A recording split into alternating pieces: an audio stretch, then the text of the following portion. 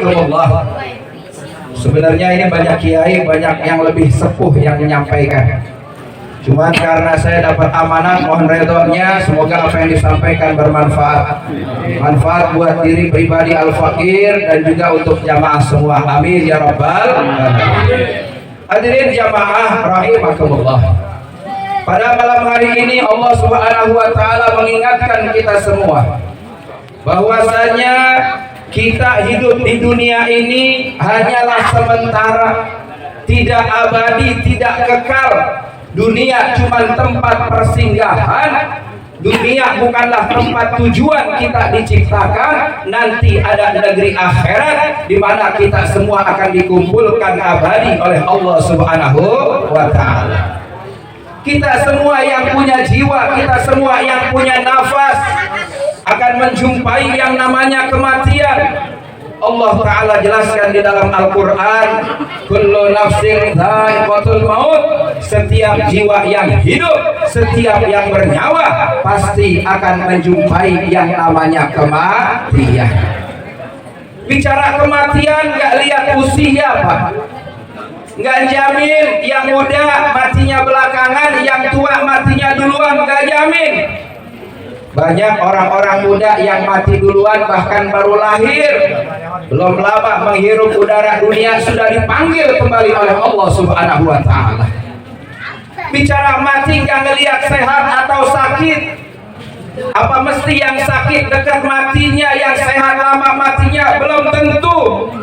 Betapa banyak orang-orang yang sudah di ruang ICU, yang sakit bertahun-tahun tapi masih diberi umur panjang oleh Allah, sementara yang sehat baru ngopi, baru merokok, pulang ke rumahnya nggak lama jadi mayit. Betul apa betul? Betul apa betul? Kematian juga nggak ngelihat miskin ataupun kaya. Kematian nggak ngelihat rakyat ataupun pejabat. Kematian tidak memandang itu semua. Yang jelas Al-Quran menyampaikan setiap jiwa yang hidup pasti akan menjumpai yang namanya kematian. Dan mohon maaf hadirin jamaah rahimakumullah, apabila kematian ini datang maka tidak ada seorang pun yang dapat memundurkan ataupun memajukan barang sesaat. Allah Ta'ala jelaskan di dalam Al-Quran, idza jaa ajaluhum fala yastakhiruna sa'atan wa la yastaqdimun. Apabila datang ajal kalian semua maka tidak bisa dimundurkan atau dimajukan barang beberapa saat. Bahkan seandainya kita berusaha lari dari kematian tersebut, ada yang berusaha olahraga teratur supaya lama matinya. Ada yang berusaha minum obat awet muda supaya lama matinya. Ada yang sudah dilakukan segala macam hartanya dikeluarkan supaya bisa panjang umur. Ini semua enggak jamin hadirin jamaah rahimakumullah. Apabila kematian itu sudah datang maka kita tidak bisa berlari dari kematian tersebut. Qul innal mauta alladzi tafirruna minhu fa innahu mulaqikum. Katakanlah oleh wahai Muhammad, sesungguhnya kematian yang engkau berusaha lari darinya, fa innahu mulaqikum, maka kematian itu akan menjumpai kita semuanya. Jadi kematian itu satu hal yang pasti. Kematian itu satu hal yang pasti. Ada orang punya cita-cita jadi pejabat, bisa jadi, bisa enggak, betul? Ada orang punya cita-cita jadi orang kaya, bisa jadi, bisa enggak, betul? Tapi kalau misalnya jadi camat, yakni calon mati, siap enggak siap, senang enggak senang, kalau sudah waktunya semuanya akan dikabul, tercapai, yang dicabut nyawanya oleh Allah Subhanahu wa ta'ala. Hadirin jamaah rahimakumullah, kematian itu adalah makhluknya Allah Subhanahu wa ta'ala. Suatu ketika kematian izin kepada Allah untuk berseru, untuk menyeru dari atas langit sekali saja, dan diizinkan oleh Allah Subhanahu wa ta'ala. Lantas kematian itu berkata, Aku adalah kematian.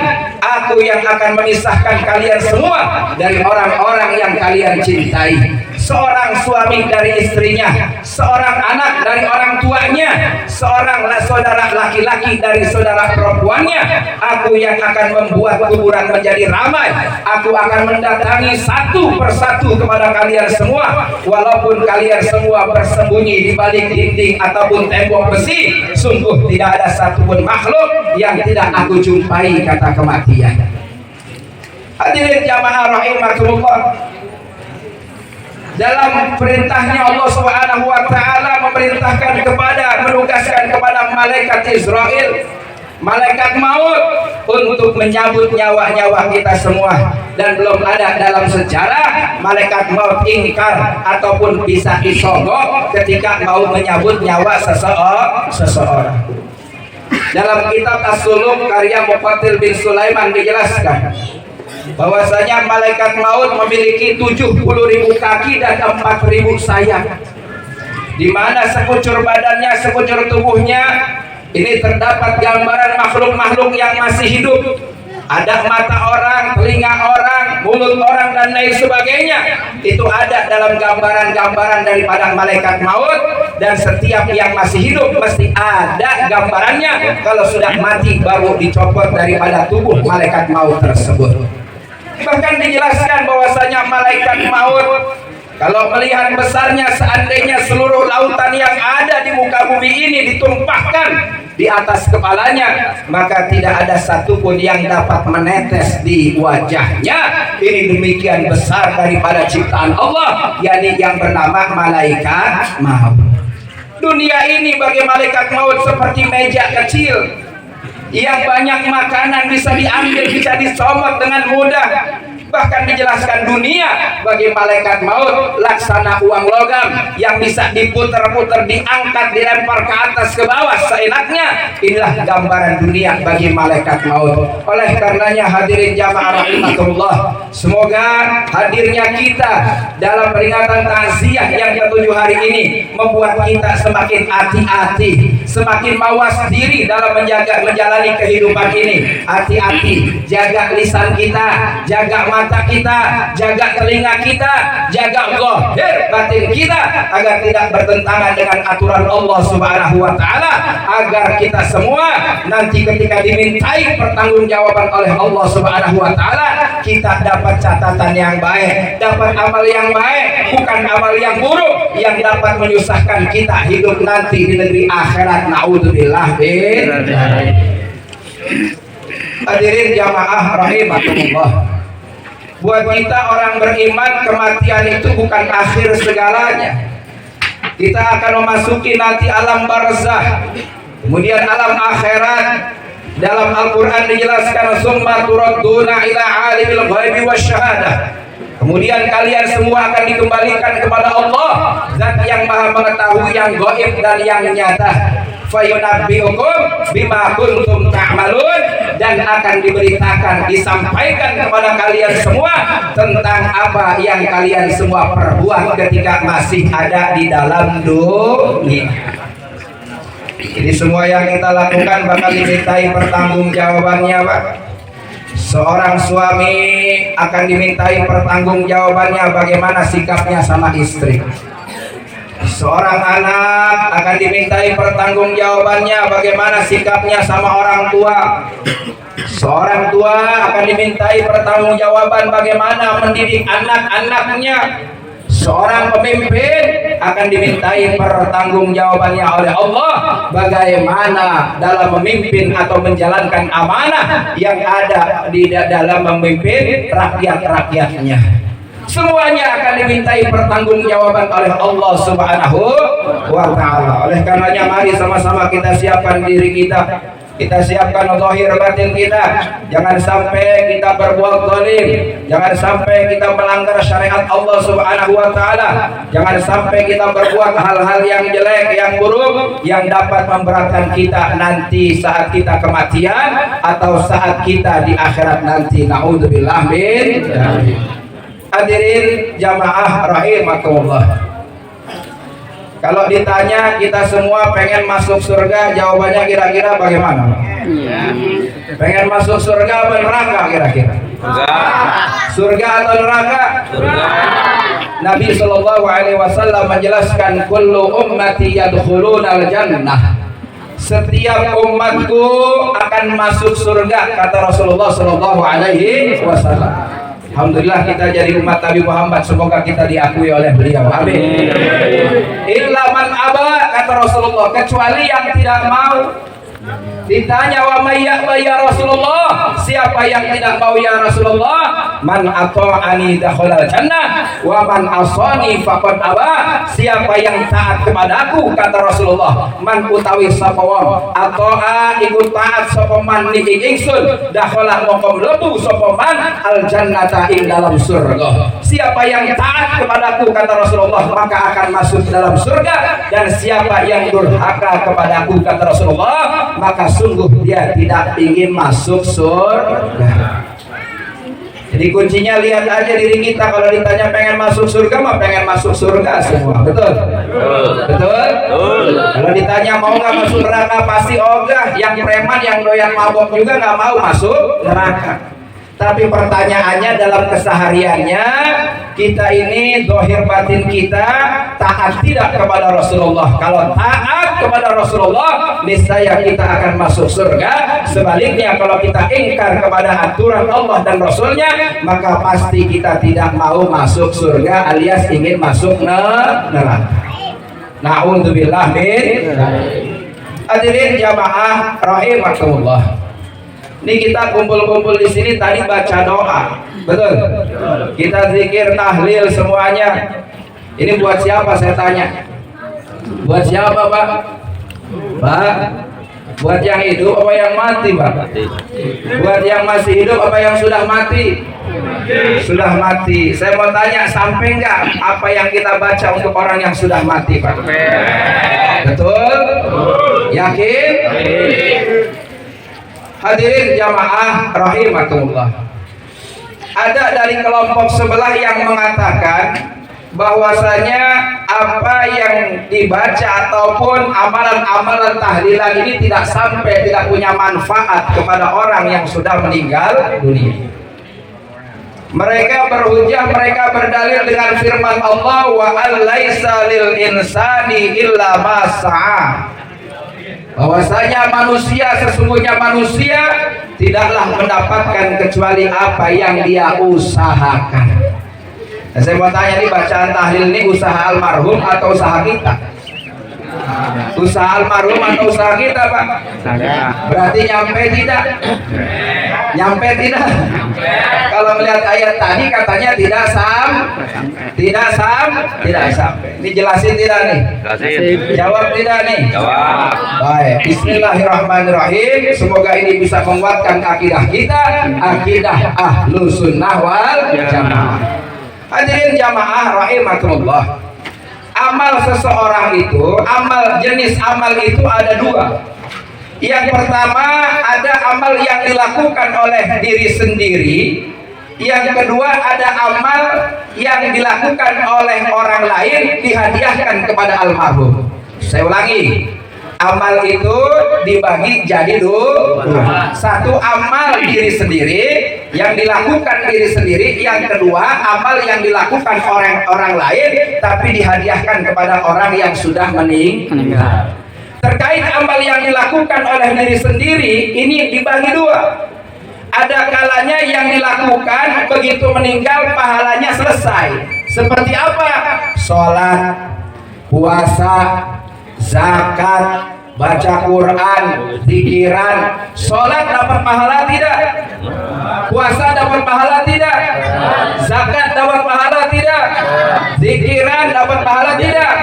Begitu meninggal dunia, saya mau tanya, ini orang yang meninggal masih dapat pahala sholat enggak? Masih dapat pahala puasa enggak? Masih dapat pahala zakat enggak? Enggak. Inilah yang dimaksud dalam firman Allah, wa alaisa lil insani illa ma sa'a. Sesungguhnya manusia tidak akan mendapatkan kecuali apa yang dia usahakan. Yang kedua ada amal dari diri sendiri. Hadirin jamaah rahimakumullah. tapi yang walaupun sudah meninggal dunia ini pahalanya tetap ngalir. Dalam hadis sahih riwayat Imam Bukhari Muslim dijelaskan, idza mata ibnu Adam inqata'a amaluhu illa min salasin. Apabila seorang sudah meninggal dunia, anak Adam sudah meninggal dunia, maka putuslah amalnya kecuali 3 perkara. Yang pertama, shadaqatin jariyatin. Jadi kalau jadi badal dari min salasin bacanya shadaqatin jariyatin. Tapi kalau mau jadi khobar dari mubtada yang dibuang bacanya shadaqatun jariyatun. Saya mau baca shadaqatin jariyatin. Shadaqatin jariyatin yang pertama sedekah yang ngalir, yang pahalanya itu terus ngalir walaupun orangnya sudah meninggal dunia. Seperti apa? Seperti misalnya membangun masjid, membangun madrasah, membangun jalan, hal-hal yang baik semuanya dilakukan oleh almarhum ketika masih hidup, maka ketika sudah meninggal dunia ini amal tetap ngalir. Yang kedua apa? Au ilmin yuntafa'u bihi, ilmu yang bermanfaat yang diamalin. Ini bicara ilmu yang diamalin, nggak kudu dia seorang kiai pak, nggak kudu dia seorang ustadz pak, nggak kudu dia seorang mubalik. Hadirin jamaah rahimakumullah, seorang ayah, seorang ibu mengajarkan ilmu kepada anak-anaknya. Hatta itu cuma doa makan, hatta itu cuma doa perkara misalnya doa setelah makan, mau tidur dan sebagainya, diamalkan oleh anak tersebut. Ketika anak ke orang tua tersebut meninggal dunia, anaknya masih mengamalkan, maka pahalanya masih ngalir. Yang ketiga adalah awaladin sholih yad'ulah, doa daripada anak yang soleh. Anak soleh, ini anak soleh bukan anak toleh. Maka alhamdulillah kita punya seorang pejuang, Al-Ustaz Nur Hadi. Ini masya Allah, beliau moga-moga menjadi anak yang soleh, yang doanya diijabah, dikabul oleh Allah Subhanahu wa ta'ala untuk kedua orang tuanya. Saya dengar beliau tidak sempat hadir saat orang tuanya meninggal dunia, tapi beliau dapat tugas untuk menjadi relawan di Sumeru. Demi Allah, masya Allah, orang tua saya yakin melihat anaknya berjuang, melihat anaknya membela agama Allah, menolong orang-orang yang sedang kesusahan di sana, walaupun tidak hadir akan dimuliakan oleh Allah Subhanahu wa ta'ala. Ini apa? Jadi kalau punya anak pejuang, punya anak yang bakti sama ulama, sama habaib, sama kiai, hadirin jamaah rahimakumullah, jangan ragu, jangan bimbang. Di zaman Nabi banyak seorang anak yang ikut berjuang sama Rasulullah, ikut berjuang bersama baginda Rasulullah SAW. Bahkan kata orang tua tersebut, nah pergi, jangan pulang dengan membawa nyawa, mati syahid bersama baginda Rasulullah Muhammad Sallallahu Alaihi Wasallam.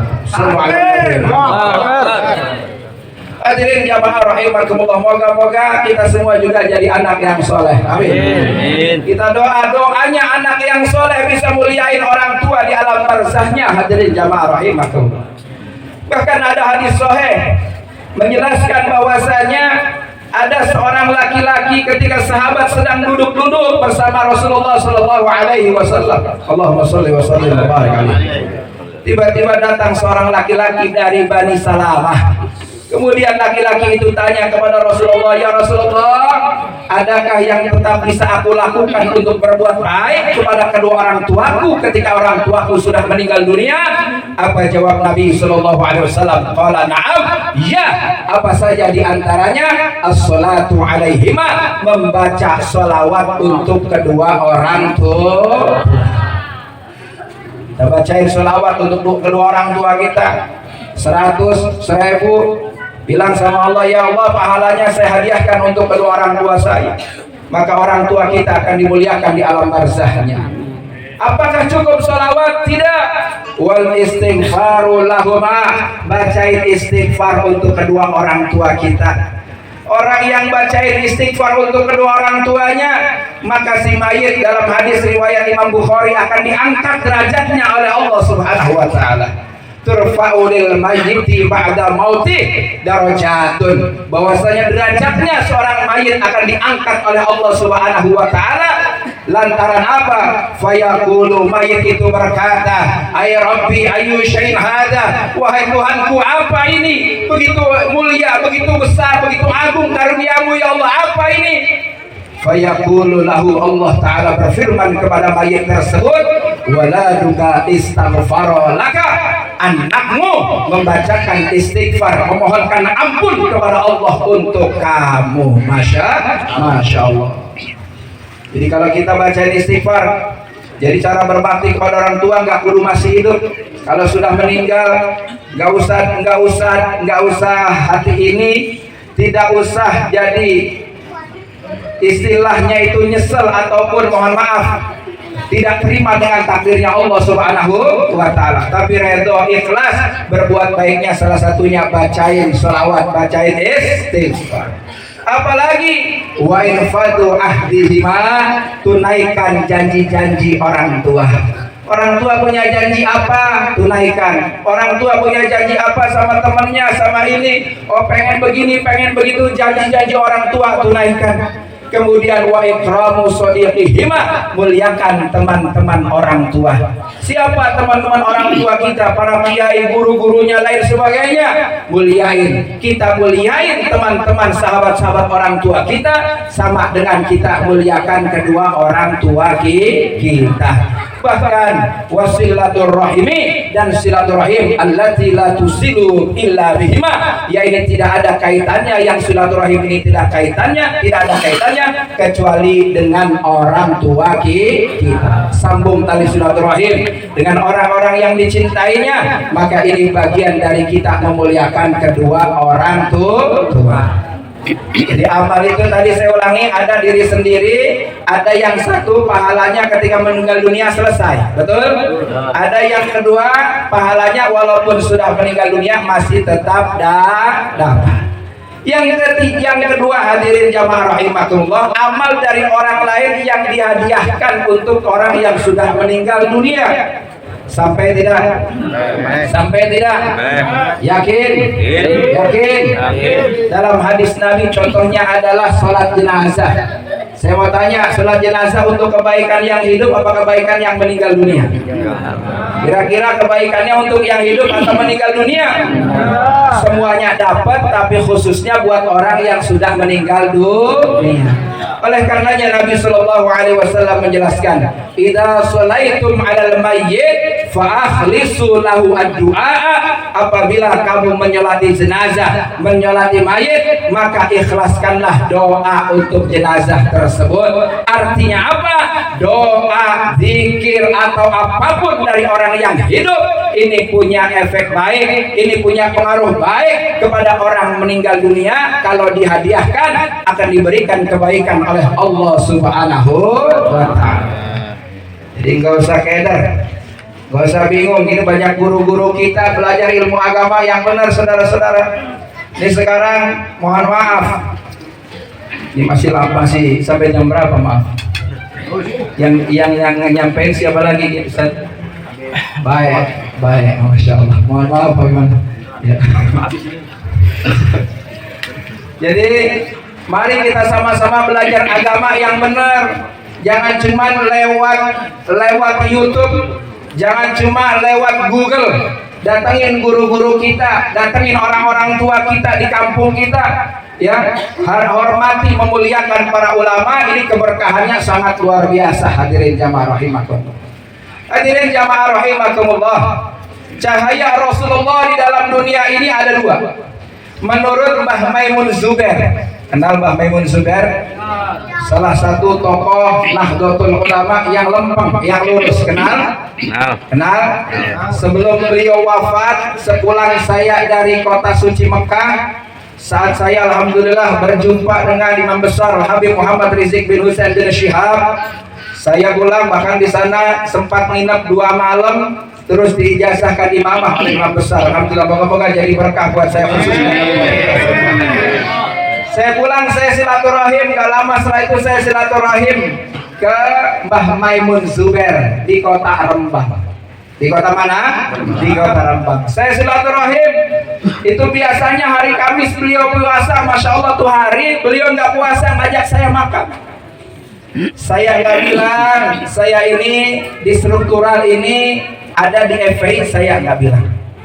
Saya juga nggak bilang saya pernah di Lirboyo. Padahal guru saya Syekhuna Kiai Haji Imam Yahya Mahrus adalah murid pertama daripada Syekhuna Maimun Zubair. Saya nggak bilang. Saya juga nggak bilang saya pernah di Jepara Amsilati, bahkan koordinator Amsilati Jabodetabek. Saya nggak bilang juga.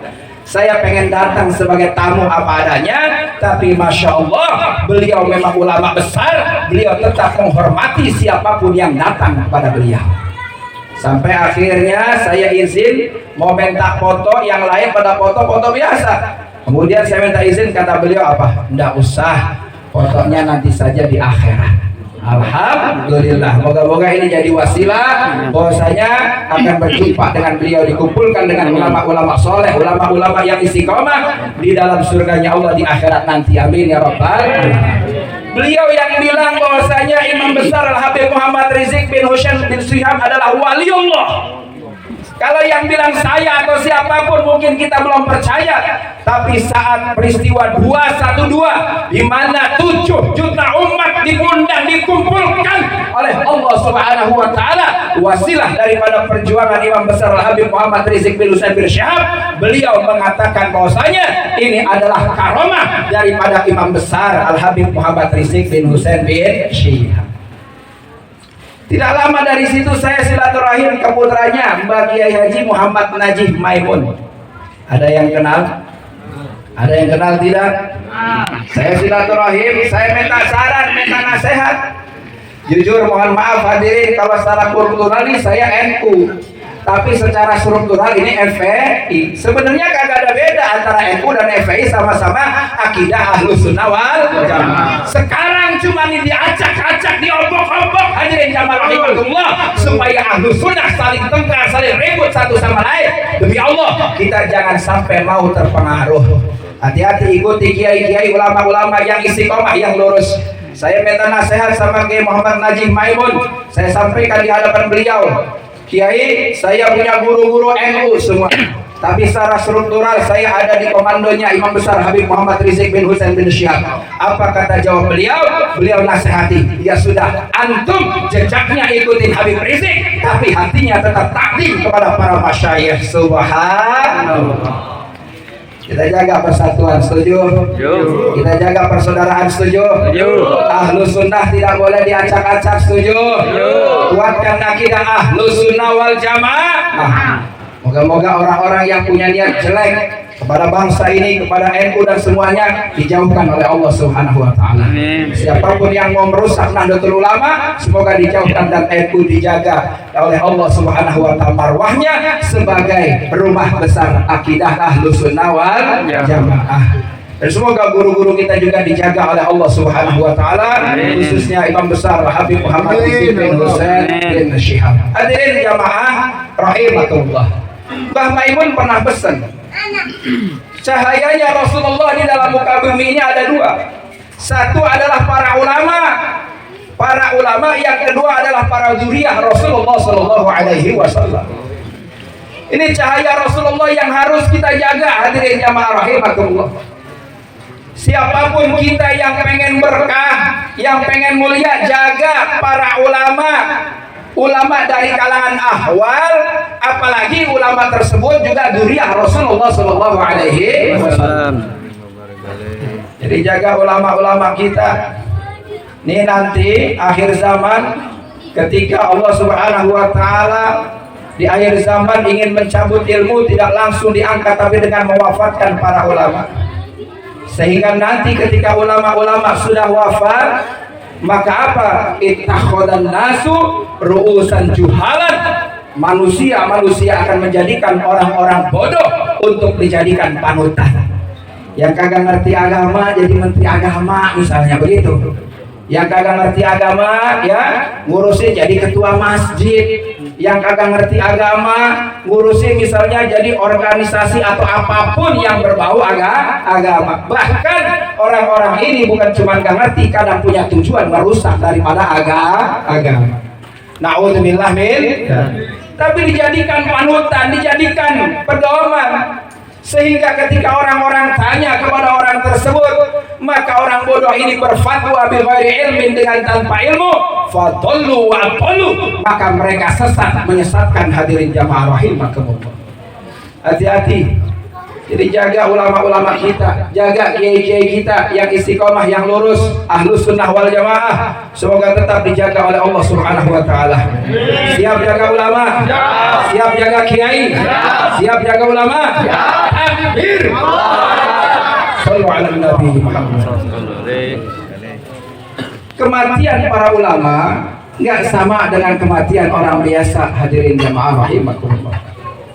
Dijelaskan dalam hadis Nabi, mautul alim musibatul la tujbar. Meninggalnya seorang ulama musibah yang tidak tergantikan, bahkan kebocoran yang tidak bisa ditempel. Hadirin jamaah rahimakumullah. Bintang yang padam, bahkan kata Rasulullah, mautu qabilatin aisaru min mauti alimin. Wafatnya satu qabilah lebih mudah buat aku daripada wafatnya satu orang alim. Ini kalau di kampung kita udah nggak ada orang alimnya, ini ya Allah, ini tanda kampung kita ini jauh dari cahaya Allah. Di kampung kita suram, sedih kalau di kampung kita udah jauh dari ulama atau tidak ada ulama di daerah situ. Makanya mumpung masih ada guru-guru kita, hormati, muliai. Maaf, jangan maaf, kadang ada kiai, habaib, ustadz dari luar dihormatin, ulama di kampungnya dilupain. Na'udzubillah min. Ngormatin tamu, ngormatin habaib, kiai dari luar bagus tidak?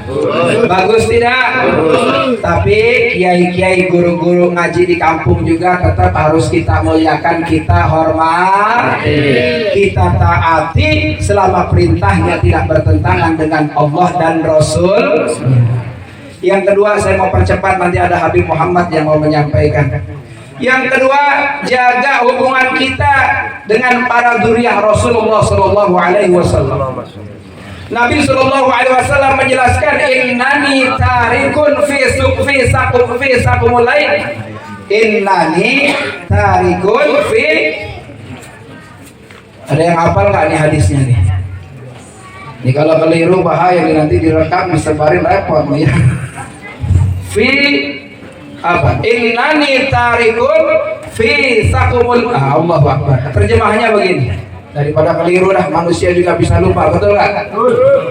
Sesungguhnya aku wasiatkan kepada kalian semua dua perkara yang sangat berat.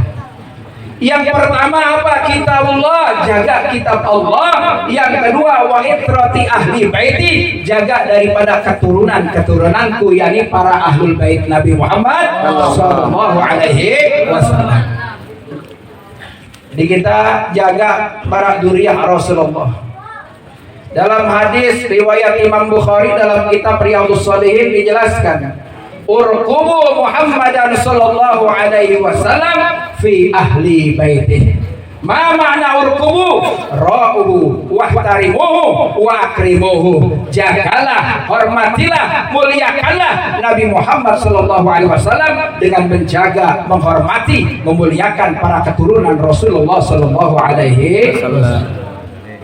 Jadi kalau kita mencintai Nabi, nggak mencintai dzurriyyah, dusta. Kalau misalnya kita menghormati Nabi, nggak menghormati dzurriyyah, dusta. Bahkan hati-hati jamaah rahimakumullah, dalam hadis riwayat Imam Ahmad dijelaskan, innallaha harramal jannata, sesungguhnya Allah mengharamkan surga, ala man dzalama ahli baiti, atas orang yang berbuat zalim kepada keluargaku, au anak, au qatalahum, atau memerangi mereka, au ana alaihim, atau membantu memerangi mereka, au sabbahum, atau mencaci maki mereka. Hati-hati, jaga kita punya lisan, jaga kita punya tangan, jaga kita punya HP, jangan sembarang caci maki dzurriyyah.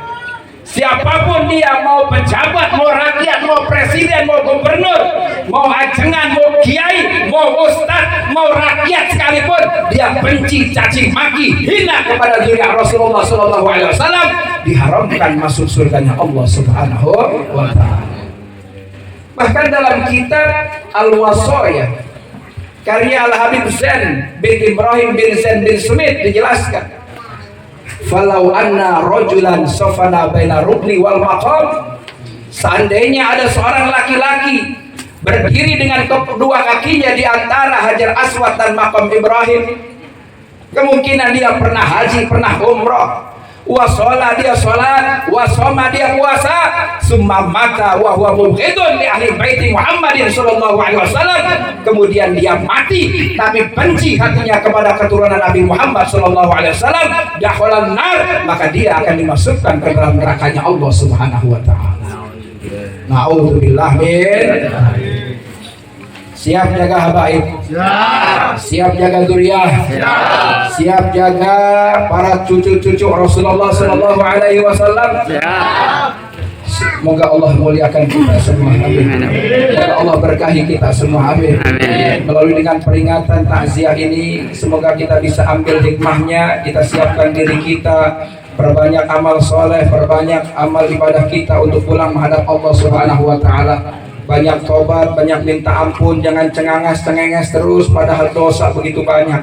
Yang kedua, mari kita jaga para ulama-ulama kita jaga para dzurriyyah Rasulullah sallallahu alaihi wasallam. Kurang lebihnya mohon maaf, yang baik dan benar datangnya dari Allah, yang salah, yang keliru, yang khilaf karena kebodohan kekurangan diri saya.